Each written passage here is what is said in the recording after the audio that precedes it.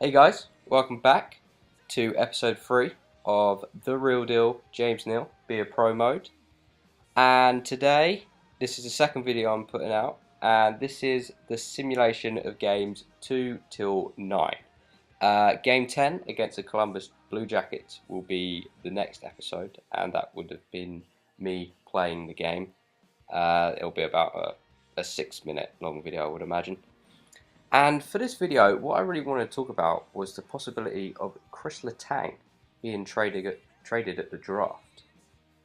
Last year, Ray Shero, the general manager of the Pittsburgh Penguins, traded Jordan Staal at the draft, and he got a decent package back from him. He got Brandon Sutter, who is a perfect third-line center for anyone in the league, and he got I think it's the eighth overall pick, which turned out to be Derek Pouliot, who a very good offensive defenseman from the Portland Winterhawks.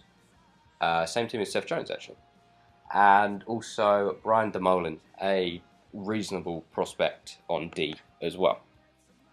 So what I'm wondering is it possible that Ray Shero pulls off another move at the draft in a move to maybe get a high pick and a prospect in return for Kris Letang? There's been contract talks been ongoing for a week, maybe 2 weeks now, and it really doesn't seem like either side is willing to back down. Pittsburgh have apparently offered somewhere in the region of 6.5. That's what they feel his value is. But what I'm hearing is that Kris Letang wants a lot more. He wants 7.58, and to be honest, if you're not Shea Weber, you don't deserve that kind of money.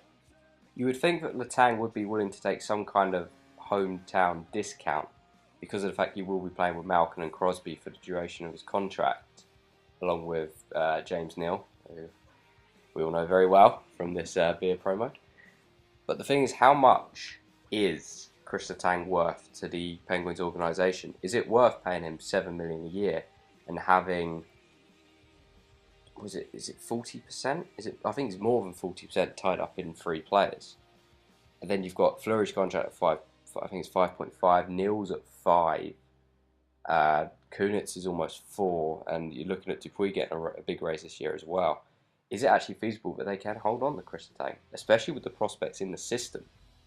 The likes of Derek Pouliot, Scott Harrington's there, Brian Dumoulin, who I mentioned earlier, Olli Mata. We traded Joe Morrow in the Brendan Morrow deal, so we don't know him anymore. And Simone Dupré as well, who looked pretty good when he played in the NHL last year. The problem for Kris Letang is that he doesn't have a choice where he's traded. He doesn't have a no-trade clause in that last year of his contract. And Ray Shero could flip into anyone. Apparently he wants to go to the Maple Leafs, but he doesn't have any say in that.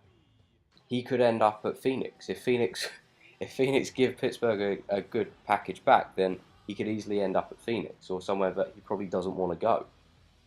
Obviously, I'm not hating on Phoenix there. It's just that with their ownership issue there, it's a location that you're not particularly willing to go at the current time.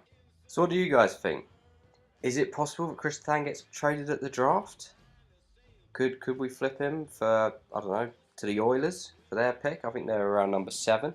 We could pick up another D-man like Darnell Nurse. That's all for this episode, guys, talking about Kris Letang. But episode 4 will be James Neal taking on the Columbus Blue Jackets. So we shall see you there.